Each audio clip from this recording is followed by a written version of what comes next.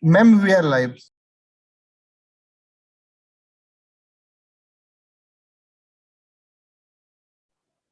Okay, great.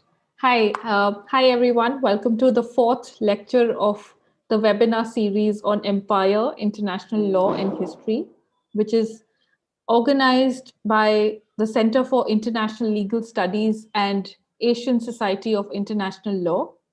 Today we have Dr. Inye Van Hul with us, who is going to speak on West Africa and treaty practice. Dr. Hul took her PhD from KU Leuven in Belgium. She is presently heading a Max Planck research group on the project Legal Connectivities and Colonial Cultures in Africa at the Max Planck Institute for Legal History and the Legal Theory in Frankfurt, Germany, and has also previously taught legal history at Tilburg University.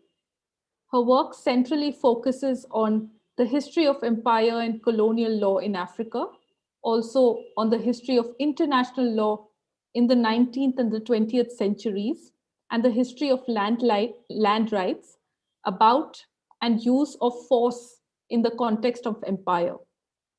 She has published numerous articles and book chapters, including a recent monograph titled as Britain and International Law in West Africa, The Practice of Empire, which is published by Oxford University Press in 2020, where she seeks to uncover the international law practices and processes that made possible European hegemony in West Africa.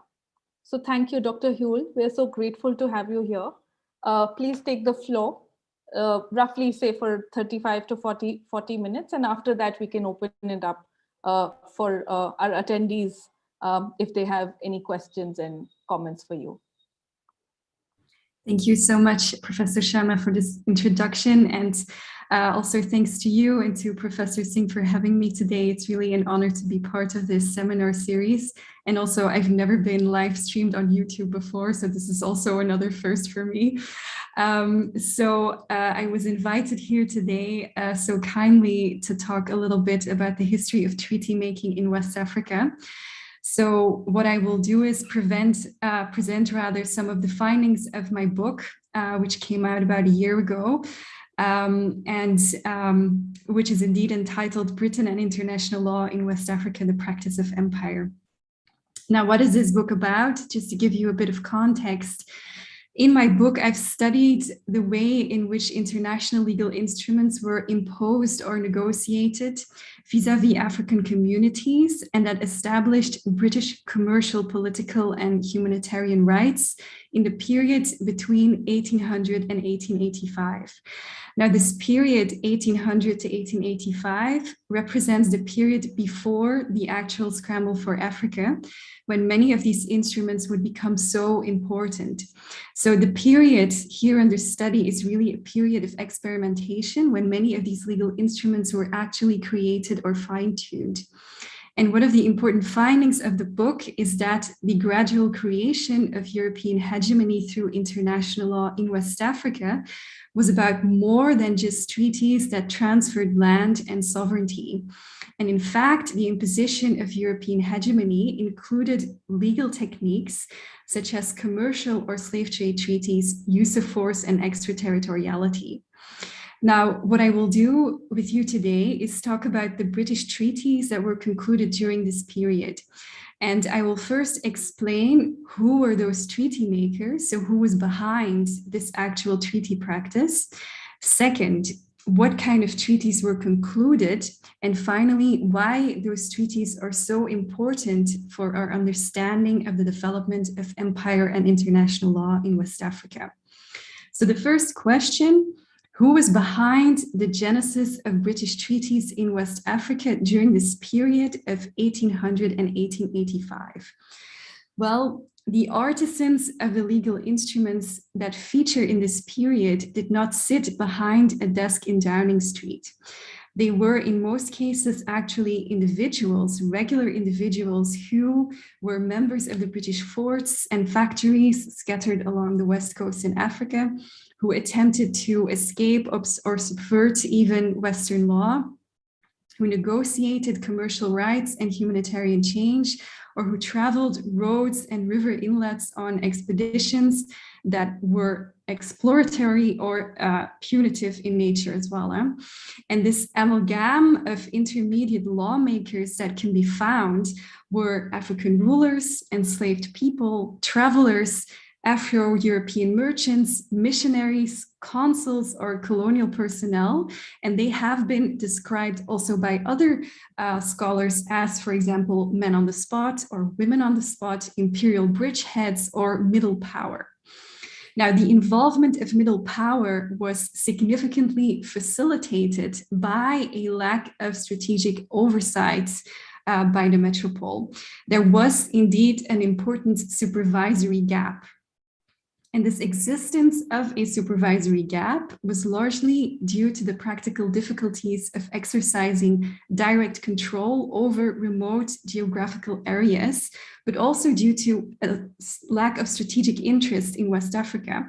So at the start of the 19th century, it still took months for correspondence to arrive on either coast of Africa. And this meant that orders or approvals of decisions by the central government also lagged behind developments of events on the ground. Detailed geographical knowledge of the interior of the region was still limited. And also, perhaps most importantly, West Africa was simply not deemed as a particularly important region by the London government.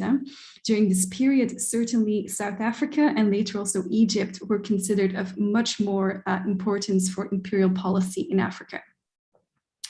Now, most of these British imperial agents, at least, who negotiated or imposed treaties in West Africa were male, bachelors, and previous members of the armed forces. And they couched their actions in the language of international law, and they also referred to existing doctrines of treaties, title to territory, or the use of force. Nevertheless, their actions do not present official international law, but rather the so-called vernacular of international law. So what do I mean by this vernacular? Many of them were not legally trained. They did not possess a vast knowledge of the law of nations, and often they also did not have official sanction to conclude treaties. The names of eminent classical scholars of the law of nations from the West, such as Grotius or Benkershoek or Vattel even, or 19th century contemporaries such as Lord Stowell, hardly featured in imperial correspondence. The absence of explicit references to these authors does not mean that their ideas did not have a role to play. Imperial lawmakers operated under a range of theoretical assumptions that constituted their so-called legal imagination. Now, while many imperial lawmakers did not have a legal background, they were thus nevertheless imbued with this particular consciousness concerning law, politics, trade, and what they considered as civilized or uncivilized. And this means that legal decisions were not conceived out of thin air, even though these people did not have a legal background. Britain's imperial legal identity was forged on the basis of its collective experience in applying the law of nations to imperial or colonial contexts. Of course, since the early modern period, Britain had vied with other powers for control overseas. Theories of territorial acquisition, the doctrines of conquest, prescription, discovery, and occupation had become a part of the rich history of ideas that influenced the discourse of British imperialists, even though the exact legal intricacies of such doctrines might have escaped them. So a discourse and practice that centered around treaty making, jurisdiction, and use of force was internalized. And this made its mark on the manner in which legal relationships were secured between British imperial agents and African communities. So local administrators built on this previous experience with West African polities, the legacies of their predecessors, and the legal traditions that prevailed also on the west coast of Africa prior to the 19th century. Also, importantly, this legal imagination of imperial lawmakers was not static, but it was constantly evolving as the political and cultural stance towards African communities hardened. During the 19th century, there was also less willingness to comply with African norms that had dictated commercial interactions with Europeans during the early modern age. In such a context, imperial lawmakers increasingly abandoned early modern normative commercial practices that had reigned previously in West Africa, and they resorted to pro-European interpretations and techniques of international law instead. And as the 19th century progressed, the discourse that we see concerning treaties becomes increasingly and overtly racist. So this for the lawmakers, for the treaty makers. Now, what kind of treaties can we find during this period and why were they concluded? Now, we see a significant rise in the conclusion of treaties because during this period of 1800-1885, we see increased British interest in West Africa. Before, during the early modern period, European economic presence was mostly limited to the coastline of West Africa, and the legal regime that governed economic relations comprised of a plural normative order consisting of the European law of nations, maritime and commercial law, and also African customs. And this formed a legal sphere that was recognizable to all parties involved. As British presence in West Africa grew in the course of the 19th century, why? Because, for example, of the abolition of the transatlantic slave trade, but also increased commercial interest and scientific interest, these age-old patterns were challenged. And it was primarily the conclusion of treaties that lay at the basis of this challenge of these old legal patterns. Very importantly, the treaties that were concluded were not just about the cession of sovereignty, but they also contained commercial obligations, clauses that required the abolition of the slave trade, treaties of protection, or treaties that granted extraterritorial rights. The majority of legal scholars who have discussed treaty practice of imperial powers with African communities have focused primarily on treaties ceding sovereignty. And the reason for this is obvious. These treaties were closely connected with the question of title to territory and also the demarcation of boundaries. And they have given rise to a number of legal debates among European and African states, some of which have not yet been resolved.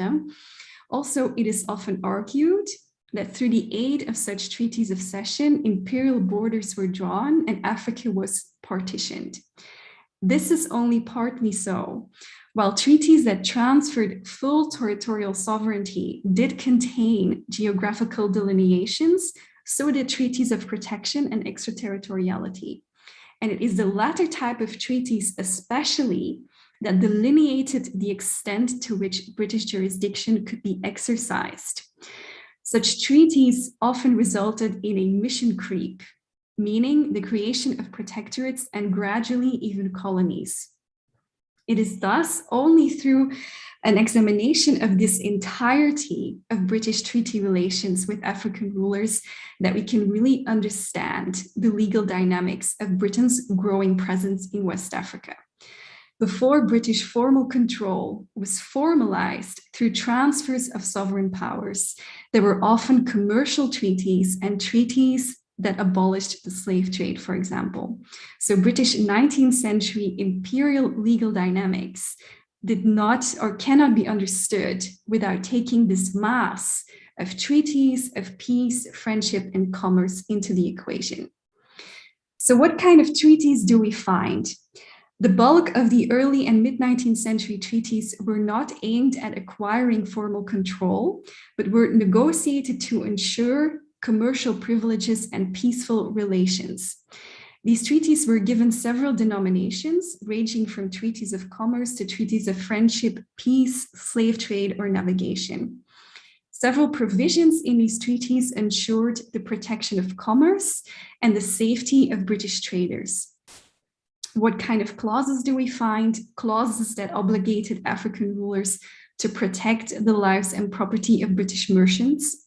In the case of shipwreck of British vessels, African rulers were obliged to provide aid and send intelligence about the shipwreck to the nearest British settlement, for example. In case of the death of British traders, African rulers needed to guarantee that their property would not be seized, but that it would be safeguarded until the proper owner had been found. However, it is very important to note that these treaties were not innocent. They may seem innocent, but they were not. The neglect or seeming neglect of these commercial treaty responsibilities, or the maltreatment, or even just the perceived maltreatment of British merchants or damage to their property, became a ready excuse for British imperial agents to justify immediate and excessive use of force. All treaties, whether commercial or otherwise, were closely tied to the potential exercise of military power. The doctrine of pacta sunt servanda implied that a perceived breach of obligations gave Britain a justification to intervene against West African polities. And this potential for violence was augmented during the 19th century to cover all aspects of foreign relations between Britain and African communities. Closely connected with commercial treaties were treaties that abolished the slave trade. As the abolitionist fever that promoted legitimate commerce grew, treaties with African rulers prohibiting the trade in slaves were perceived as an ideal instrument of suppression, again, because they established these enforceable obligations. So from 1839 onwards, abolitionists were so successful in lobbying the British government that it actually led to the drafting of several model agreements to be concluded with African polities on the West Coast for the abolition of the slave trade and the introduction of so-called legitimate trade. Especially with respect to these treaties, there was a high degree of coercion towards African communities, for example, through blockades or bombardments, both in their conclusion as in their enforcement. The most novel aspect, though, of the plan to create a model abolition agreement was not the idea itself of a treaty with African rulers, but rather its form. The creation of a model treaty, meaning a standardized document containing rights and obligations. And the use of a standardized treaty is often associated with the European scramble for treaties that ceded rights of protection and sovereignty at the end of the 19th century. However, the example of these slave trade treaties illustrates that model agreements already formed a part of British legal strategies in Africa, even before the mid-19th century, so at a much earlier point than was previously assumed. So what about treaties then that did transfer the sovereignty? Treaties providing for the cession of limited sovereign rights in treaties of protection or through the cession of extraterritorial jurisdiction formed part of Britain's regular state practice during the early and mid-19th century. However, this was not the case for the cession of full rights of territorial sovereignty and property, as Britain had no interest in really expanding on the West Coast until the end of the century. Throughout the 19th century, the Colonial Office was mostly concerned with preserving a policy of economy when it came to West Africa, and this involved discouraging territorial acquisition. However, the example of Sierra Leone shows that colonial personnel, emboldened by geographical distance and the lack of central oversight from London, so what I mentioned before, did not necessarily listen to these calls for economy. And they did proceed to conclude treaties that transferred full territorial sovereignty. And these treaties were often legal and geographical monstrosities. So the limited knowledge of the exact jurisdictional extent of African polities was reflected in vague descriptions of territory in these treaties of cession. Also, European descriptions of territory could appear next to African markers, which resulted in a confusing amalgam of geographical indications.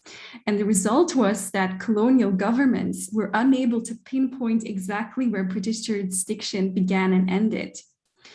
Why is this important? Because, of course, the open-ended manner in which boundaries were indicated impacted other legal techniques. For example, when crimes were committed in border regions, discussions then rose between African polities and the British colonial administration whether these criminal actions actually fell within the remit of British jurisdiction, British criminal law, and if so, where the perpetrator could stand trial.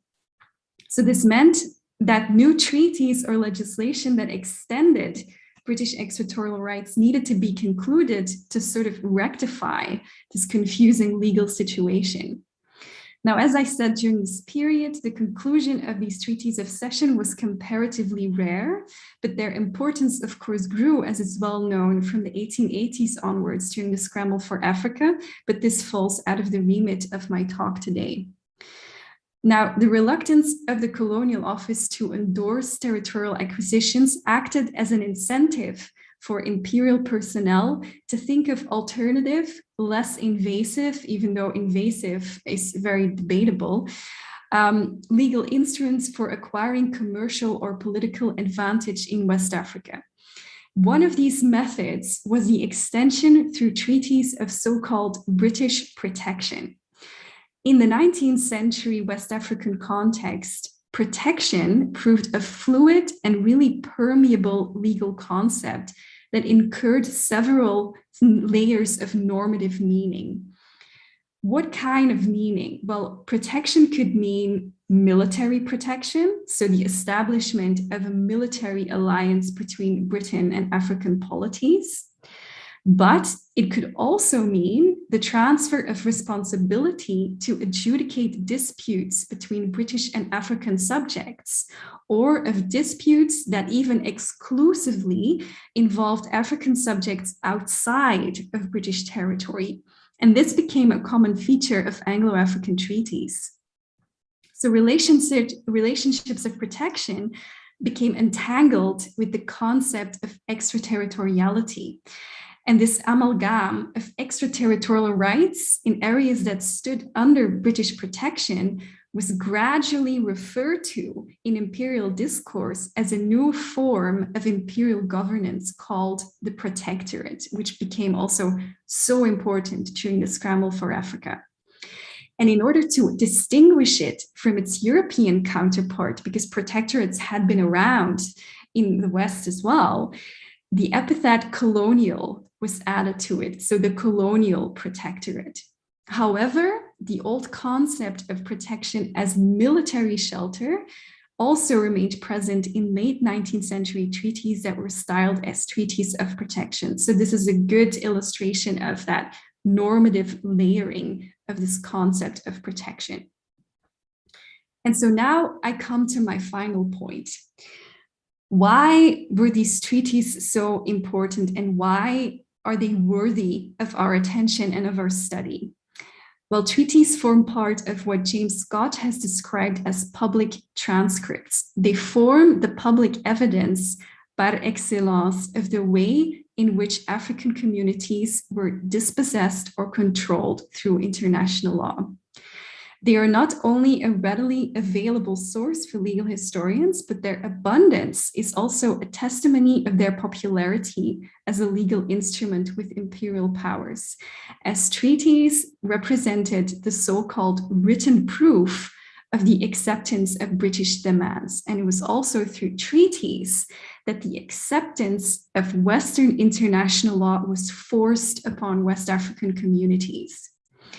The early 19th centuries are highly informative.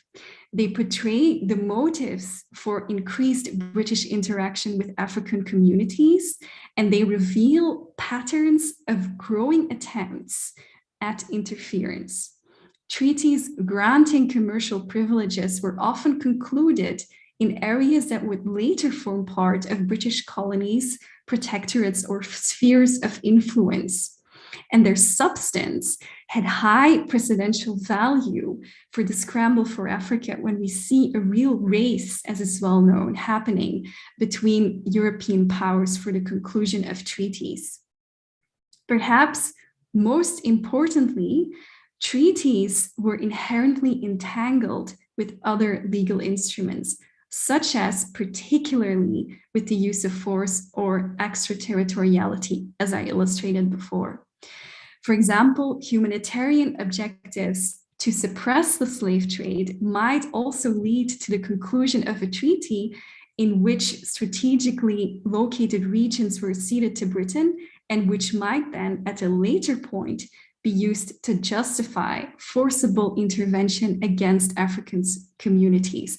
So treaties often formed a legal gateway to increased legal presence through the use of force and through extraterritoriality.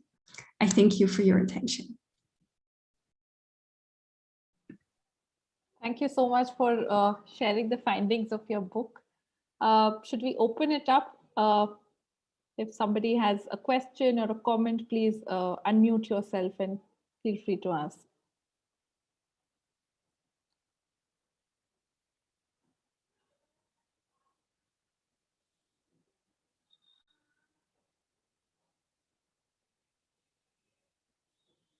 Let me just check the comments.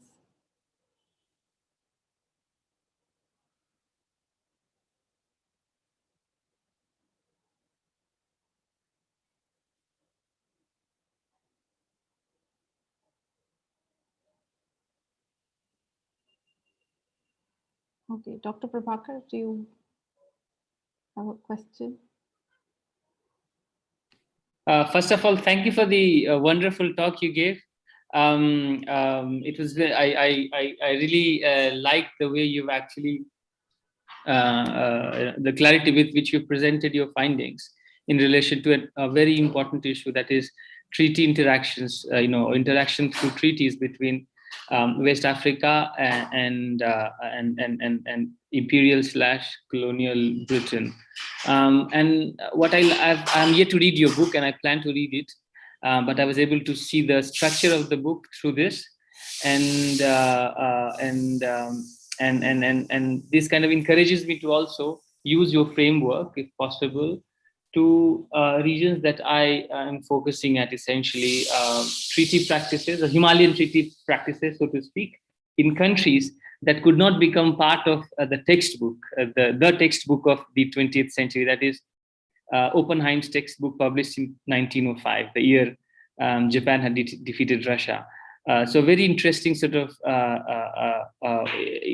that textbook is actually an excellent text of inclusions and exclusions. Certain African countries are included, certain African countries are partially included, although they are Christian, such as Ethiopia, and certain Asian countries are included, such as Tibet and China, but Nepal is completely excluded. So we don't really understand what worked behind this mechanism of inclusion or exclusion. And if we take the point that 19th century is the century where positivism gained ground and struck roots, and it struck roots on the basis of 19th century treaty making. Yet there was some kind of an oversight in reading Asian treaties, actually, particularly those that came from a different altitude, and essentially looking at treaty practices between Nepal and Tibet, Tibet and China. Maybe China was being opened from the other side, from the seaside, right, as in the wake of Opium Wars. But what was being forgotten was the countries that were at a very higher altitude, Tibet and Nepal, and of course India's or East India companies, and subsequently the British government's relationship with Sikkim, which was independent for some time. Then it became part of India, and Bhutan, which is again was under British imperialism, but now kind of a free country. So good model. I don't have a specific question. I was thinking about the points you made, and I'm yet to, as I said, read your book, but I'm very much looking forward to it, because I think in many ways insofar as history of international law is concerned. This for me is like the book of in the last 5 years, actually, the book to read in the last 5 years, because a lot of scholarship that is happening from continental Europe about the history of and also beyond, about the history of international law is about who said what, and that after a point becomes very dissatisfying, because it becomes a list of white European scholars having said things over and again for years and decades and centuries, and we go back to them saying, well, he said this, he said that, and then what happens is you really not look at treaty practices, but you look at their religious affiliations as Protestants or Catholics or other European sort of other kind of Christians going to different parts of the world, bringing international law with them before 19th century, and then in 19th century, the impact of such practices by great white scholars. And I think that needs to shift, because that obsession with reading, sort of great white scholars, all of them male, doesn't really yield tangible histories of the kind that your book, I think, based on your talk, is going to reveal. And so a clear focus on treaties and conversations through treaties is the central aspect, I think, for studying the history of international law.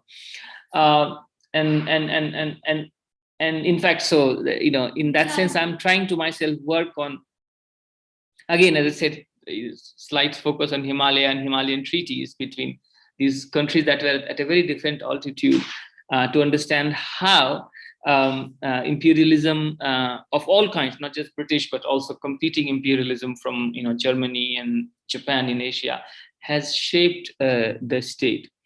And that can only happen, as you've shown in the case of West Africa, with a focus on treaties. In fact, if we consider C.H. Alexandrovich as the first historian of international law, who was at the time based in southern India, in Madras, now Chennai, he was actually cutting his teeth in the treaty practices before 19th century. This was the central point. Your book is very Alexandrovich-esque in that sense, that you're actually looking at treaties and saying, well, of course, there are great names. And even when he sort of invoked great white names such as Grotius, or scholars after Grotius, he was able to say, look, Grotius is mentioning certain locations within India or further India, as Thailand and other sort of countries east of India was called, and said, look, even when so one after another, he was actually looking at treaties which mentioned local names, local kingdoms and places, and he tried to understand the progress of international law by treaty practices. But somehow, I don't know, an impact of Cambridge School, as it is being said, the whole shift in the history of international law has become sort of this kind of past digging about white male, great white male scholars, and that I think is just inaccurate. It only presents 10% of 20% of the reality, and the obsession is of 100%. So 100% obsession and 20% reality, actually.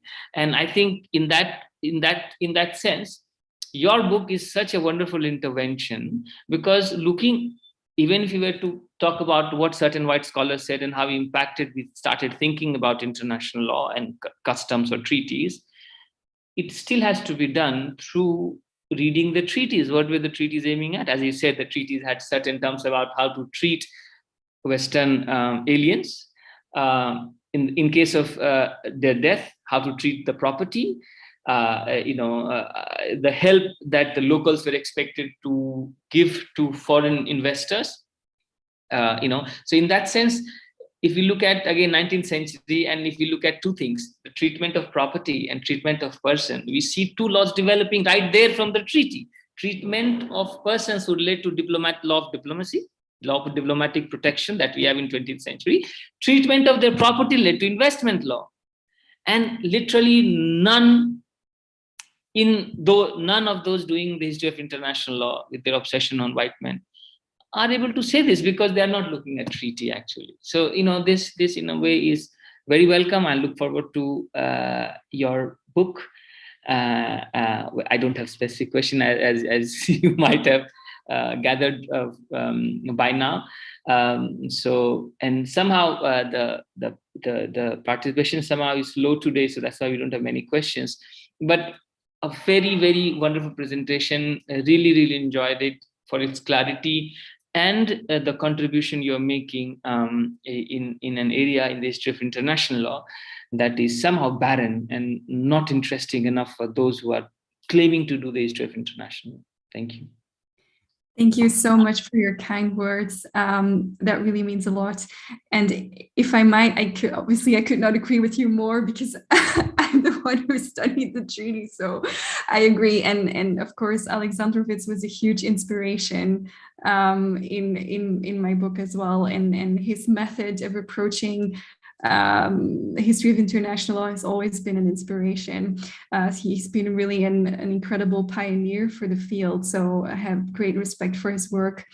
And I think what you're saying about this intellectual history of international law and the history of white men couldn't be closer to the truth. And I think it also has to do with the fact that often, and this is also a critique that I have, that I explained in my book, is that often what Western international scholars wrote about international law is taken for the reality of international law. And people forget that law is a process of argumentation, it's a process of discourse, which is actually something that by now should be pretty standard knowledge, if only if you read the works of Mattikos Kenyemi and Orford, for example. This is the core of their work. Nevertheless, often their writings are equated with the reality of law on the ground. And that's obviously not true, because they came at their own works with a certain process of argumentation. They wanted to make a certain point about the law, which is essentially the job of lawyers, right? They try to make a certain legal point, and they use arguments that fit the legal point that they're trying to make. So it actually makes perfect sense that what they wrote is simply an interpretation that suits their argument of what was actually happening on the ground. And I think often that distinction between reality and theory goes lost in the history of international law. And we need to go back to an appreciation of that distinction. And once we do that, we can see indeed that practice was incredibly important for the process of imperialism, of course, and not just the writing about it. So I completely agree. And your research sounds fascinating. Absolutely. I look forward to reading it myself as well. Yeah, extending your point actually about how history of international law has become writings about writings, or for me actually many times it appears to me as a project of writing about European scholars. So, and that keeps it somehow very, very kind of European. So despite the claims of transcending Europeanism or Eurocentricity, it actually engenders more Eurocentricity. That is my reading, unfortunately. So despite all the claims, it is not actually leading to sort of going beyond Eurocentricity, because there is something in the territory itself. There's something inherent in developing, nurturing, or nursing geographical intimacies to areas that you talk about. So it is possible to sit at the heart of Europe and talk about international law because the archives are there, books are there, accessibility, a number of factors. So you could do that, and yet you are not doing it, number one. So I think in that sense, what happens is that international law, as I said, becomes a repository of sort of European thinking. And there, of course, there's a lot of talk about recolonization, etc., but I don't understand how that is happening in the sense, and unless, because treaty is the only tangible evidence of two kinds of sort of powers, culture, despite their cultural differences, meeting. Maybe the treaties are being done in Europe or in that territory, but at least that is an evidence of that interaction, and some amount of cross-fertilization is bound to happen even when there is brute power imposing that treaty. But as you rightly point out, and I fully agree with it, and in fact, recently, when I kind of sort of did my first proper international law article on the history of international law, I came to which was recently published, it is on Indian princely states, and I spent a few years because it was difficult sort of to do history, and suddenly you can't become historian overnight. So you take time, you decoding legal writing and how they wrote in 19th century and how they wrote later, and looking at treaty, old cases, all of that. And it occurred to me, and I ended up arguing that, as you rightly said now, that international law or law in general is a discursive site, which means I can be poor Nepalese, for instance, and you can be a powerful Dutch. And yet when we do treaty, right, and you've imposed it with power, yet I'm the one practicing it. So if you focus on me for 10, 20, 30 years of my treaty practices, although it has come by virtue of power, your reading is bound to reflect my activities. Your reading is bound to reflect my reactions to your imposition of law, and the law being discursive, that is always present in the action, not something static, kinetic, as compared to static. Your more accurate reading will be presented by thinking of law, my response to the treaty, as part of treaty interpretation. So much more dynamic, much more kinetic, non-static, discursive. So you see the word discursive being thrown around by scholars as an excuse to sound very dense and deep, and yet Europeanize the discourse. And that really leaves me very, very disappointed, because you throw in names, you throw in deconstruction of Derrida and whatnot, but you don't end up reading treaty. And that doesn't really help us, because thoughts were happening everywhere. Just because you throw in Lacan, Derrida, Foucault, I like them, I've read some of them, not all of them, but that doesn't really help me actually practice the discursivity of treaties, which is very, very important to actually understand territorial practices. I'm not even looking at the argument of culture and language and things like that. That is way beyond my capacity, because if I don't speak 10 languages like Chinese or Tibetan or Nepalese or Hindi, I'm not able to do that. So I'm not even inviting you to become an anthropologist. Just pure legal work of reading treaty reduced in black and white in English, and yet there is no because you do not consider those geographies important. Look at the turn to history and look at how many times Tibet and Nepal are mentioned.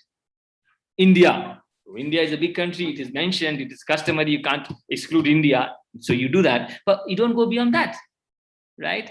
I totally agree with you. And I think one of the reasons why there's that absence is again related to the textbooks that were written at the end of the 19th century, because like what you said about Nepal, it's West Africa is completely absent from those textbooks. It's mentioned sometimes, within the context of the Berlin Conference, which for some reason was sort of a vector for the creation of a whole lot of PhD studies in the 19th century, which is actually also really interesting to see. But there's no mention of these small, polities, these small West African polities where there were literally hundreds of treaties.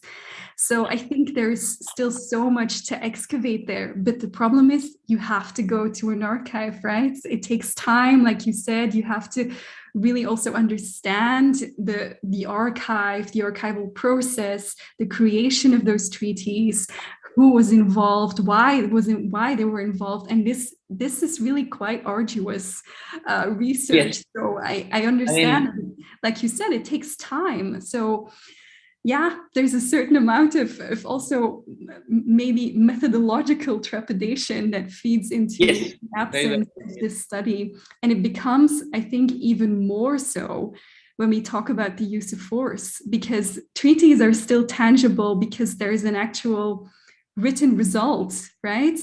But not when it comes to the use of force, which is also a legal practice, right? So how can we really move towards a history of international law that can also study the history of the use of force? That's even harder to do, because then you really have to, I guess, distill it from documents, archival documents that were really written by the imperialist and the colonizer, which only present one view of what was really going on. So there's a huge challenge still when it comes to the use of force. What is your take on that?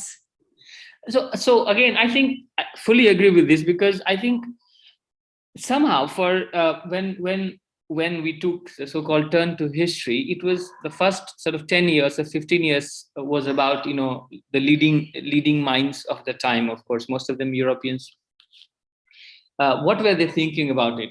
But now there has been some methodological pushback already on that, not by Europeans, but by sort of American sort of legal historians or America trained historians who began to do sort of law, so they became legal historians. And they're saying, this obsession with finding law in the textbook, right, should be replaced with more focus on processes, as we say in continental Europe, in the language of philosophy, ontological. So you don't look at the end, but look at the process. And the more ontological you become, then you are looking at the small processes by which international law became global or universalized.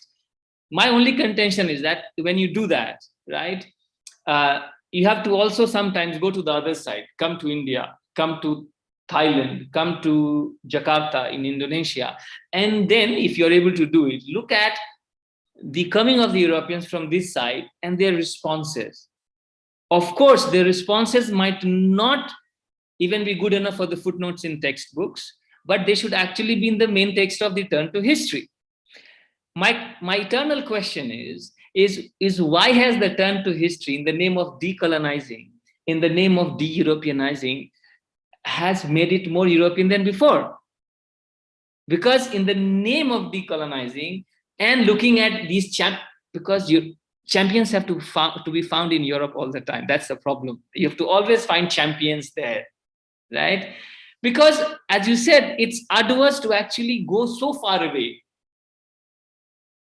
and be academically sunburnt and find sources and spend time and energy on finding local sources, which sometimes don't exist in the way it exists in the West, not reduced to black and white, right? So because the cultures of archiving are also very different, right? So this leaves a lot outside what we say doctrinal international law. Even as we fight in India, as we speak on a daily basis, what is it to do history, and how non-trained historians, people who do not have masters and PhD in history, are actually destroying the discipline of history simply because some trade publishers are ready to publish them. So huge issues. What I'm saying is not tautological at all. It's a huge debate. And, so unless history is actually engaged with seriously, least of all by the lawyers and through treaties, because you cannot become a legal historian overnight. You've had your LLB or whatever you call in your jurisdiction, LLM, PhD, reading law and being trained by lawyers. So you cannot overnight become a historian, but at least you walk in that direction. And how do we walk? I think your book tells us how to do that. And that, in that sense, it really is the book for the last 5 years, if not the whole decade for me, in terms of trying to shift our gaze for once from Europe, while saying that you're looking at practices, because treaty, as I said, is the only place, however unequal, allows to read allows us to read the meeting of two set of cultures, or two set of people with different epistemologies, sense of knowledge, and then we see how they respond, and that response could actually be seen as part of treaty practices or complying with treaties. Because by 20th century, even if we do the history of international law, first 20 years of the 20th century was all about rebus sic stantibus. End the treaties. So how is it that this strong debate that we had in China and in Japan before that, and other parts of the world, about strengthening rebus sic stantibus, it was in response to treaties, even as Europeans spoke about pacta sunt servanda. So even if you look at those doctrines, it really points to the fact that a lot of history is actually encoded or registered in treaty practices. Unless we look at treaty, read the text and look at its sort of impact generally, we are not able to understand. We will not be able to understand history. We will just produce European histories in the name of doing sort of non-European history, actually. And that is going to be a significant problem if people are not very clearly talking about it. This obsession with reading men, white, from the last 200 years or 300 years is not leading us anywhere. I mean, that is already done to that. We know how much what they've said. We know what Roger said. We know, Wattel said, etc., etc. I mean, enough of that. And how do we proceed to sort of see what they said and how it impacted in sort of history? Because for me, the real history then would be look at the treaties and they see the impact and see and find or make findings on the discursivity of non-Europeans responding to those treaties that were either unequal or signed with force, etc. Sometimes equal, because as you mentioned, there were some, Persia or Iran had signed treaties with European powers, which created extraterritoriality for Iran in Europe on the exception side. Very exceptional. And Alexandrovich wrote about it, but that's really the exception. So, but that is a nice window into the fact that perhaps this inequality that we assume that happened in 19th century was not the case. If Iranians were getting extraterritorial rights in 17th, 18th, or whenever 19th century, maybe at some point they thought Europeans were not as good as Iranians, actually, or whatever. They were able to concede that, this is a good civilized kingdom and they can have extraterritorial positions in Europe or things like that. So just to open ourselves to the true diversity that international law is and the world presents, and so kind of studying that diversity in the reactions that non-Europe made while trying to cater to those treaties, whether in the 18th century or the 19th century, or subsequently when they began speaking about getting rid of these dirty treaties by virtue of the principal rebooks 6 Stantibus. So any questions that we might have, because this has become kind of a dialogue, a trilogue within the three of us. But a good one. I'm happy that I'm able to sort of express in the lack, because of the lack of questions, I wanted to sort of register this and appreciate your book. And now that I heard you, I was able to see the clarity with which the book proceeds. So, reading will make, reading will be easier, hopefully. So if you have more questions, for sure. Yeah. Thank you. Do we have more questions? Looks like we don't have questions. Yeah. In any case, what I still wanted to add, Prabhakar, it might be, depressing to think of that, but on the other hand, it's also good because it means that we still have a lot of work to do. So there's still a lot of research to be done, which is good news. Yeah, from a practical point of view, you need to write books and say, well, all the things are written. What do you do? Well, you realize there's a lot of scope for writing another book. That's what I'm trying to. In fact, thank you to all the Europeans trying to decolonize and not decolonizing. I'm able to write a book that I'm trying to write. So that's great. No, you should thank them in your acknowledgements. For sure. No, that is true. But generally very exciting times for history, history of international law, because none of us who are doing history of international law are historians. We're all basically trained lawyers, Mm-hmm. So naturally, some trepidation is expected. But so trepidation or fear of sort of walking into territories that are not known is understandable. But not investigating or not being self-critical of engendering Europeanization is something that really bothers me. Yeah. And some of the names that you mentioned, Marty Koskenemi or Anne Orford, they're sort of writing books after books, thick ones, thin ones, from great publishers, about history and politics and of international law. What troubles me sometimes is that when you speak of history and politics in the same line, then I already know what the book is going to say, actually, in that sense. It will exclude the countries I spoke about, and it will kind of give the narrative that have now become obvious. So, so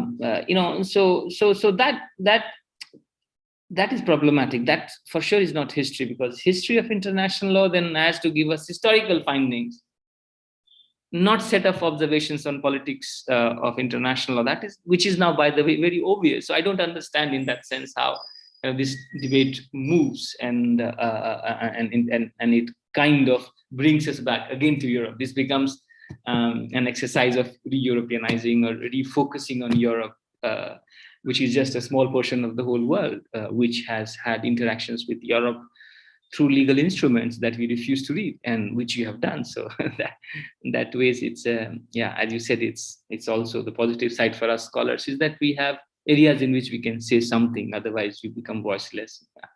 Yeah. And in any case, I am really happy to know that you are working on this too, because it means that this opens a whole range of future cooperation. So I'm very, very happy to hear that I found a like-minded spirit here. So I'm happy we're having this dialogue at least. Yeah. No, sure. Actually, because there's a lot to be learned that ways, and since mastering historical methods is not easy, so conversations with